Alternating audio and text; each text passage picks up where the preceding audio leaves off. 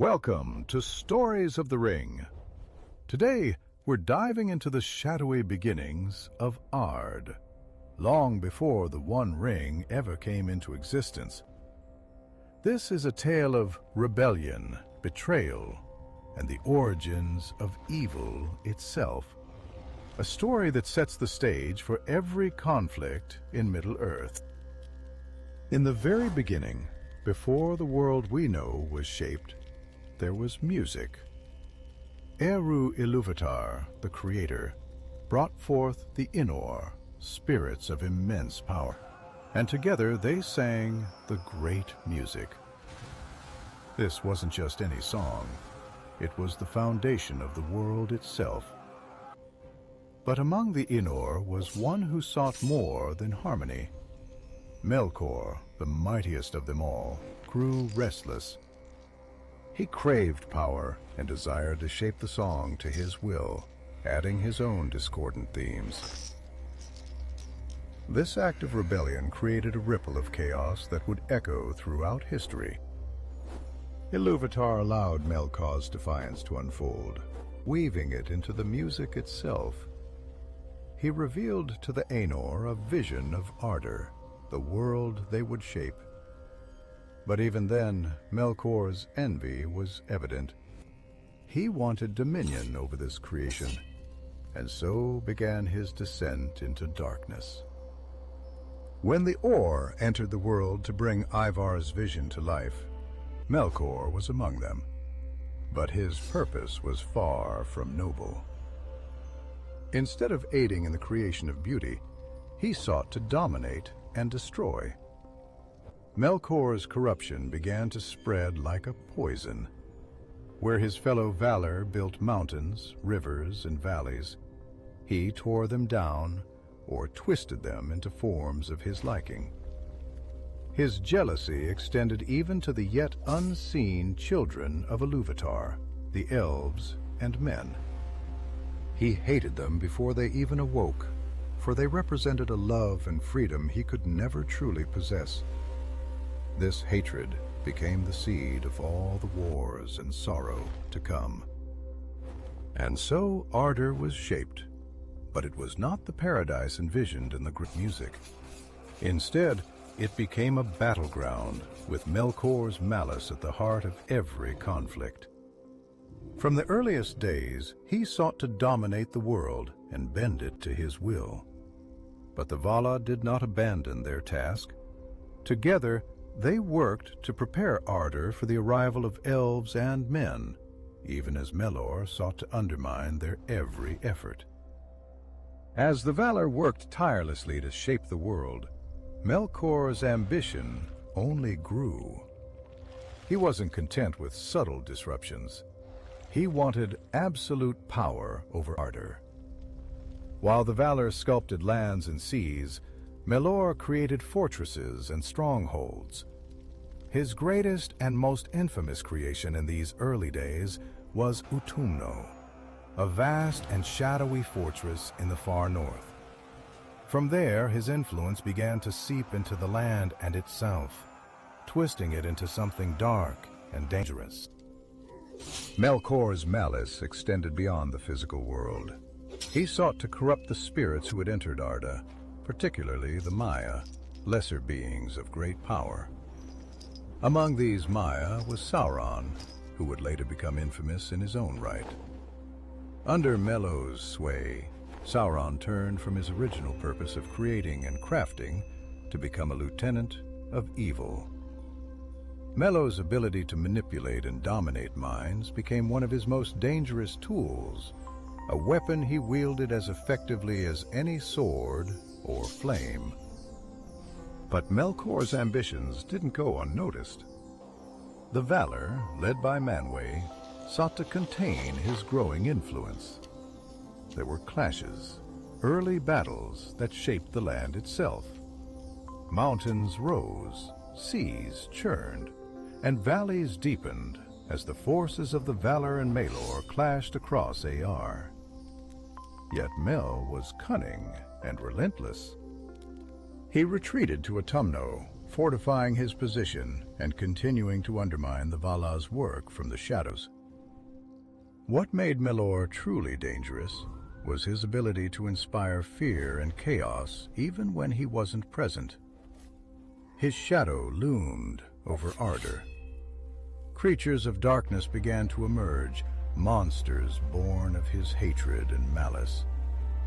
The peaceful vision of Ardor from the great music was now a distant memory, replaced by a world caught in the grip of Melkor's destructive influence. This is where the seeds of the world we know were planted. The division of light and shadow, the endless struggle between creation and destruction.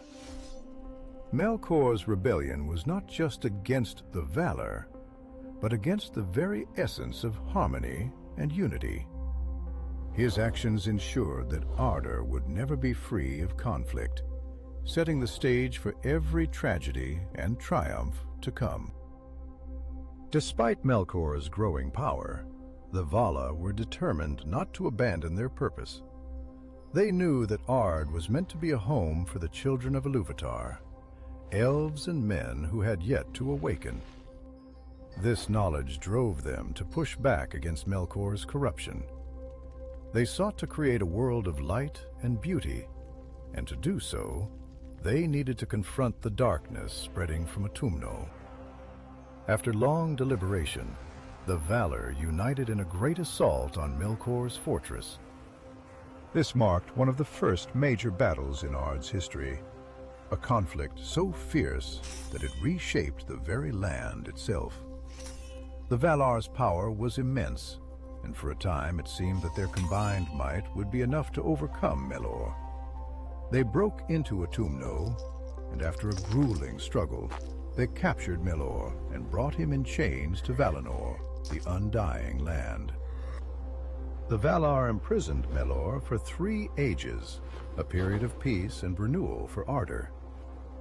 During this time, the Valar continued to prepare the world for the arrival of the El. They illuminated the land with 2 great lamps, Uin and Orol, which cast light across all of Ardor. Under this light, the first seeds of life began to flourish, and the Valar believed that their task was finally nearing completion. But even in captivity, Melkor's shadow lingered. His influence could not be entirely erased, and his imprisonment was not permanent. Over the ages, the Vala debated his fate. Some believed he could be redeemed, while others, like Tulis, remained deeply mistrustful of him. Eventually, the Vala allowed Melkor to plead his case, and in a fateful decision, they released him. Melkor feigned humility, professing a desire to aid in the restoration of Ardor, but his true intentions were far more sinister. Once free, Melkor began to sow discord among the elves, who had by then awakened and settled in Valinor. He whispered lies into their ears, fueling jealousy and division among the elves. He took a particular interest in the Endor, a proud and ambitious group led by Fëanor. It was here that Melkor's cunning truly revealed itself. He planted seeds of doubt and mistrust, playing on the End fears and desires. His ultimate goal was clear: to fracture the unity of the Valar and the elves, and to reclaim his dominion over Ard. The rift Melkor created among the Nor began to spiral out of control.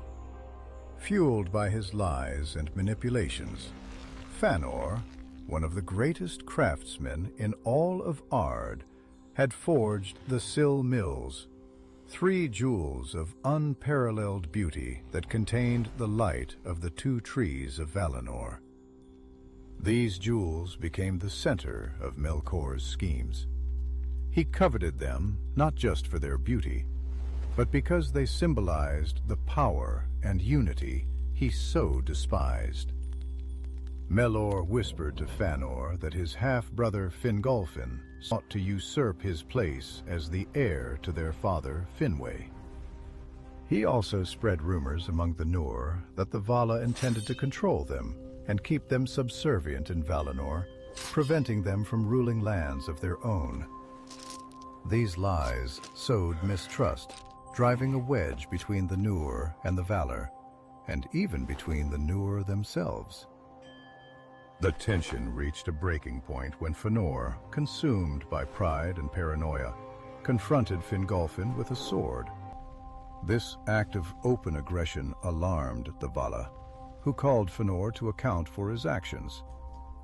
During this tribunal, the Valar discovered the extent of Melkor's deception. Tlas immediately set out to capture Melor, but he had already fled Valinor, disappearing into the shadows. Melkor's absence didn't mean his plans had ended.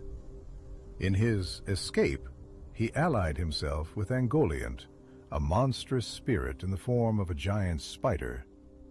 Together, they struck a devastating blow to Valinor by destroying the two trees, plunging the land into darkness.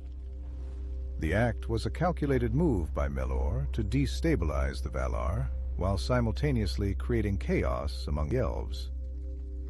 With the two trees extinguished, Melkor's next target was the Saril. He invaded Fëanor's stronghold, killing Finwë and stealing the jewel. The theft of the Saril was not just a blow to the Noor, it was a declaration of war. Fëanor, now consumed by grief and rage, named Melor Morgoth, meaning the Black Enemy, a name that would echo through the ages as a symbol of ultimate evil. After stealing the Saril, Morgoth fled to Middle-earth, retreating to his fortress of Angband in the far north. There he strengthened his defenses, surrounding himself with Balrogs, orcs, and other vile creations born of his malice. The Saril were set into a crown of iron, which Morgoth wore constantly, a twisted symbol of his dominion and power. Yet even as he secured his hold over the jewels, his ACS had unleashed a firestorm among the Noor. Fëanor, driven by an unquenchable thirst for vengeance, rallied his people. He swore a dreadful oath with his 7 sons, vowing to pursue anyone who withheld the Serral from them, be they elf, man, or Vala. This oath, known as the Oath of Fëanor, was as binding as it was reckless. It marked the Nor's descent into a cycle of bloodshed and betrayal, and it was a direct result of Morgoth's manipulation. The Noor prepared to leave Valinor and follow Morgoth to Middle-earth. Their departure was not without tragedy. Fëanor led his people in the infamous kinslaying at Alqualande, attacking the Tari to seize their ships. This act of violence against their kin was a stain upon the Noor, and it cemented the doom that would follow them even as they sailed across the seas. The curse of the Vala hung heavy over them, warning that their rebellion would bring suffering and loss. When the Noor finally reached Middle-earth, Morgoth was waiting. He had fortified Angband and begun spreading his influence across Ban. Orcs roamed the lands, Balrogs lurked in the shadows, and the once pristine regions of Middle-earth bore the scars of his corruption. Yet Fëanor, undaunted by the darkness, led his forces in a daring assault on Morgoth's stronghold. The battle, known as the Dagor Nuin Gilath, or the Battle Under the Stars, was fierce. Fëanor's valor shone bright, but it also led to his downfall. As he pursued Morgoth's forces toward Angband, he was ambushed by Balrogs, including their captain Gotho. Despite his might, Fëanor was mortally wounded. Before his death, he cursed Morgoth and charged his sons to fulfill their oath, ensuring that the conflict over the Serral would endure.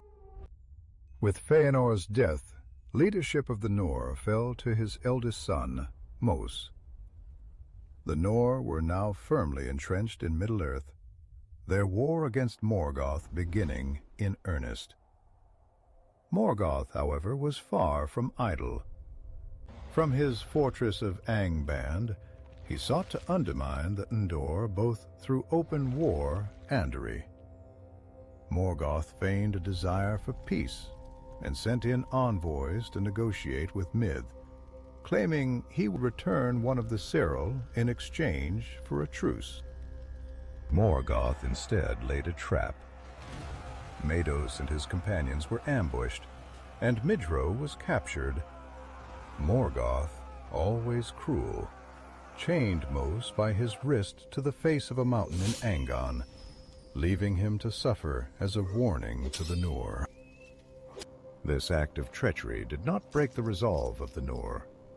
Fingon, a cousin of Mados and the son of Fingolfin, undertook a daring rescue with the help of Thorondor, the great eagle. Fingon reached Mos, but found the chain unbreakable. In an act of desperate courage, Mados asked Fingon to sever his hand, freeing him from Morgoth's torment.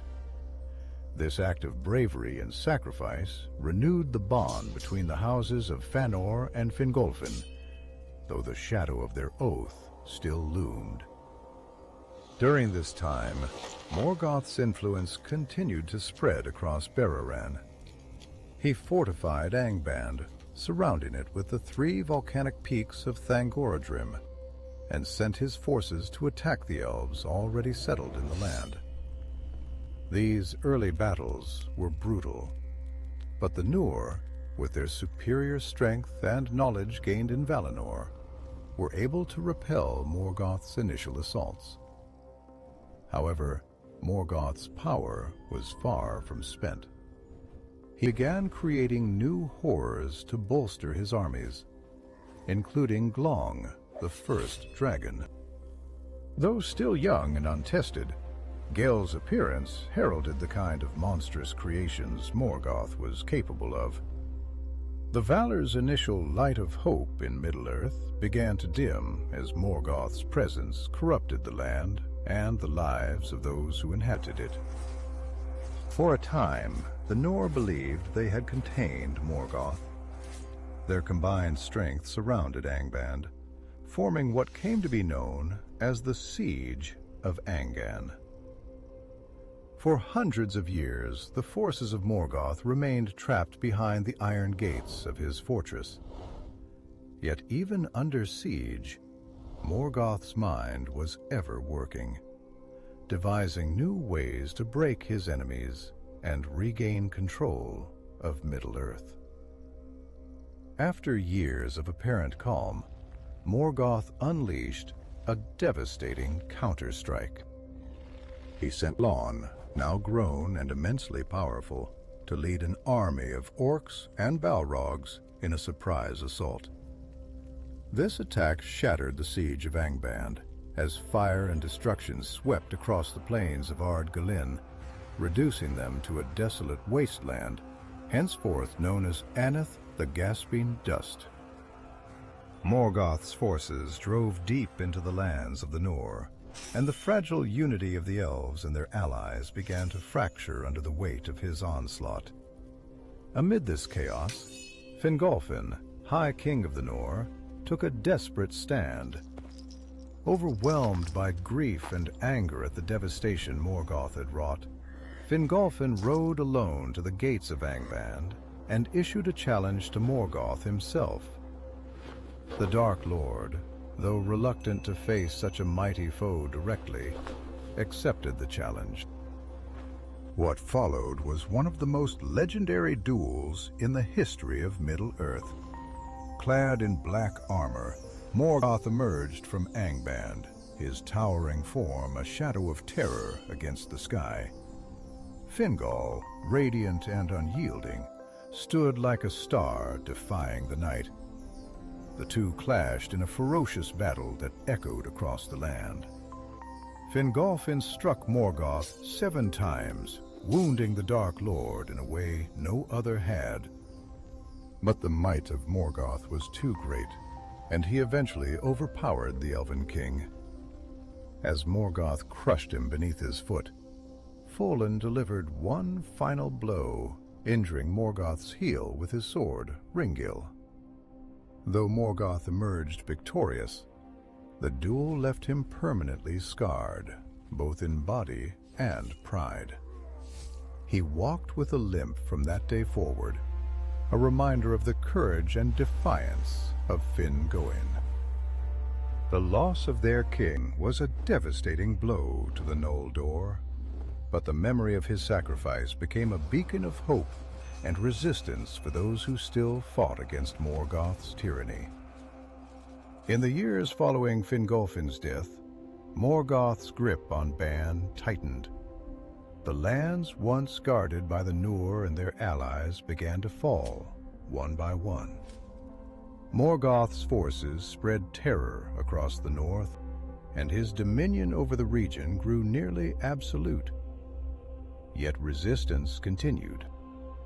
Among those who defied Morgoth were the sons of Fëanor, still bound by their oath to reclaim the Sauril, and Fingolfin's surviving kin, who rallied what remained of their people. Morgoth's malice reached its peak with the unleashing of Glong in full power. No longer a fledgling dragon, Glong led Morgoth's armies in a campaign of fire and destruction.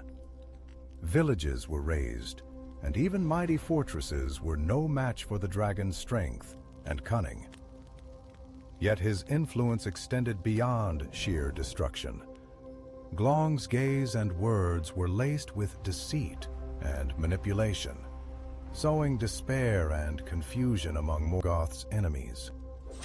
He became a symbol of Morgoth's relentless cruelty.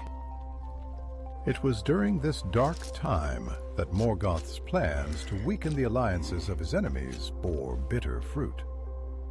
The men of Ban, many of whom had allied themselves with the elves, were divided by Morgoth's lies and temptation. Some, like the House of Hardor, remained steadfast, while others betrayed their allies, lured by promises of power, driven by fear. This betrayal further splintered the resistance against Morgoth, making the elves and their dwindling allies more vulnerable. The climax of this period came with the Nirth Aro Eddad, the Battle of Unnumbered Tears.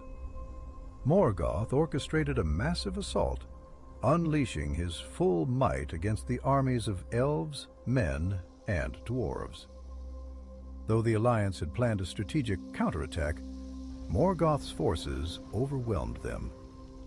Balrogs, orcs, and dragons tore through their ranks, and treachery within the alliance shattered their cohesion. Fingon, High King of the Noor after Folin, was slain by Gothmog, the Lord of Balrog. The battle ended in devastating defeat, leaving the forces of good scattered and broken. Following the battle, Morgoth's dominance was nearly complete. He claimed vast stretches of land and enslaved countless beings, twisting their will to serve his dark purposes. The free peoples of Middle-earth were forced into hiding, their hopes of victory growing dim. Yet even in the shadow of his triumph, Morgoth remained wary. He knew that as long as even a glimmer of resistance survived, his reign was not secure. Continuing with the aftermath of the Nth Aro Eddad, Morgoth's power seemed unassailable. The northern regions of Ban were ravaged, and his forces now rove freely unchecked. Angband, his fortress, became the center of a dark empire where orcs, balrogs, and dragons were bred in numbers. Yet even amidst this overwhelming darkness, seeds of defiance continued to grow. Small acts of resistance that Morgoth could not entirely extinguish. One of the most significant thorns in Morgoth's side came from the House of Hador.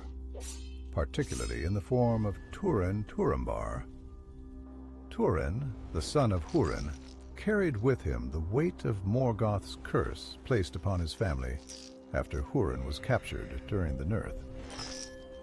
Morgoth, ever cruel, bound Herur into a chair atop Thangorodrim, forcing him to watch as his kin suffered under the curse.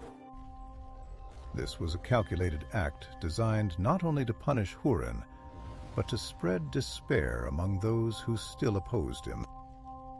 Despite the curse, Turin rose to become a formidable warrior. His defiance of Morgoth's forces led to several victories, though each was tinged with tragedy. Morgoth's influence on Turin's life was insidious, manifesting in events that turned friends into foes and brought despair those who stood with him. The ultimate culmination of Morgoth's malice came when Turin unknowingly slew his own friend Velig, and later was manipulated into a doomed relationship with his sister Nior, their identities obscured by Morgoth's treachery. Turin's story, while heartbreaking, was also a testament to the resilience of those who lived under Morgoth's shadow. Even as Morgoth sought to twist their lives into instruments of despair, Turin and others like him stood as symbols of defiance. Their actions, however small in the grand scheme of Morgoth's dominion, proved that his darkness could never entirely consume the light of courage and hope. Meanwhile, Morgoth's attention turned to Narath and Gondolin, the last bastions of elven resistance in Bararan. Using his agents and monstrous creations, Morgoth laid plans to destroy these strongholds. The fall of Negron came first, brought about by Glong, whose flames consumed the city and its people.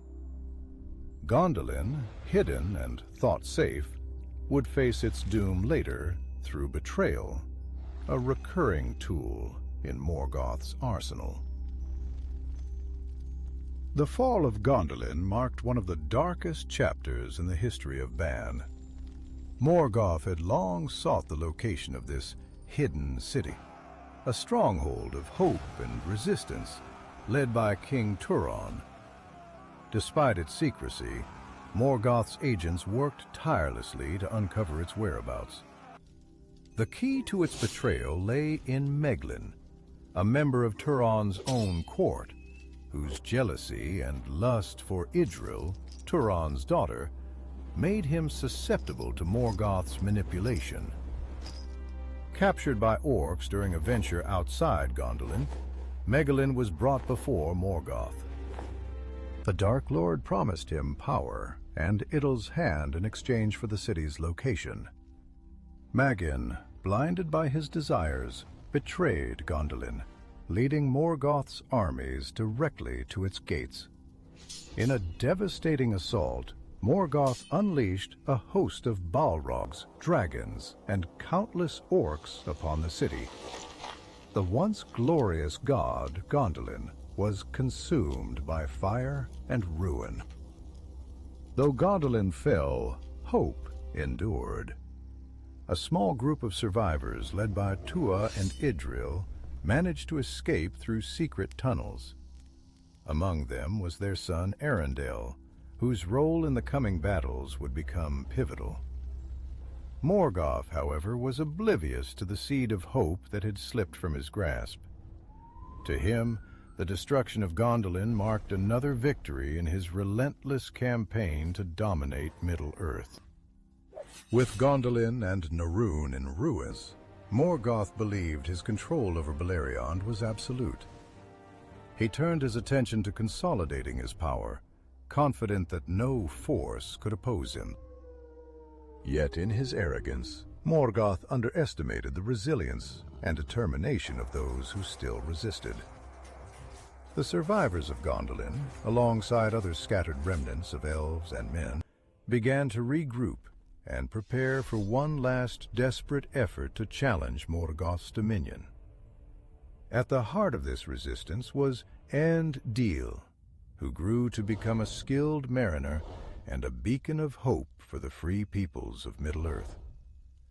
Determined to seek aid beyond the reach of Morgoth's shadow, Arundel embarked on a perilous journey to the Undying Lands, carrying with him the Silmaril recovered by his parents' kin, Beren and Lúthien. His voyage would spark the final chapter of the war against Morgoth, setting the stage for a confrontation unlike any the world had seen.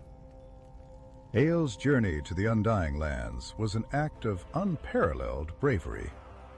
As the first mortal to cross the seas to Valinor, he bore the Serral on his brow, a beacon of hope in the darkness.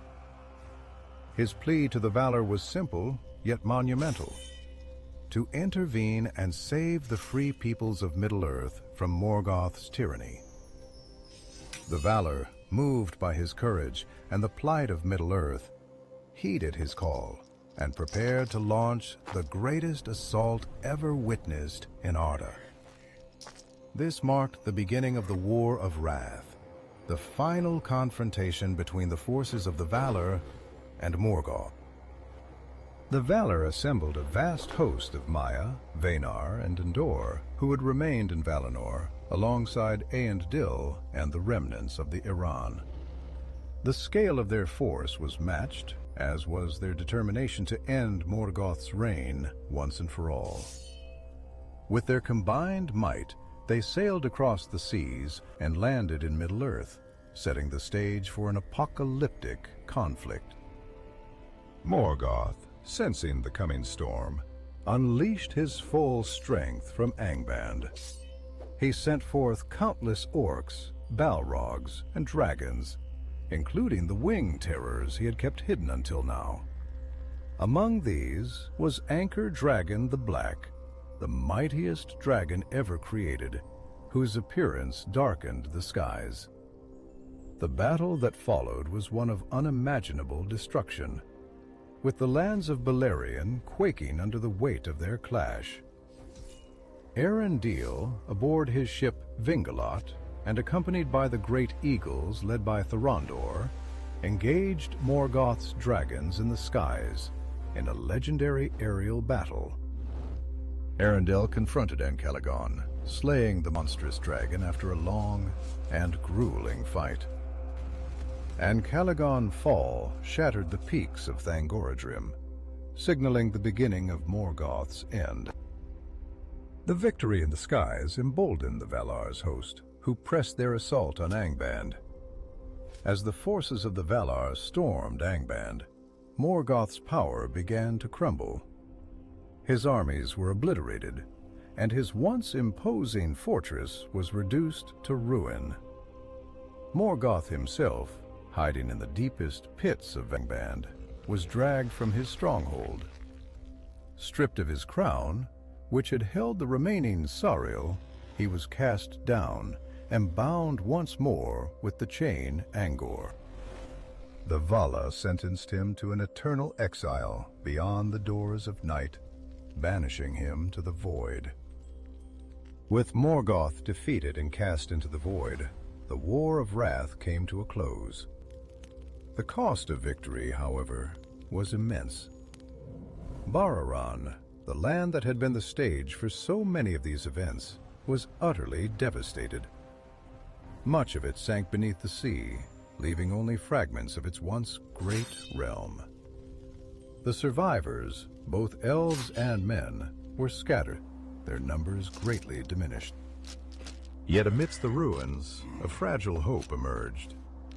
The Valar extended their mercy to the remaining elves of Middle-earth, allowing them to return to the Undying Lands if they wished.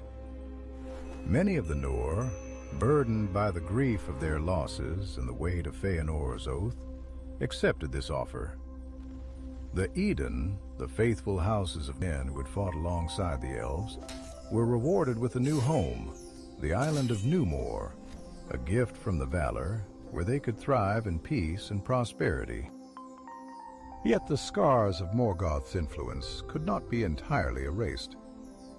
The Sills, which had been central to so much of the conflict, were lost.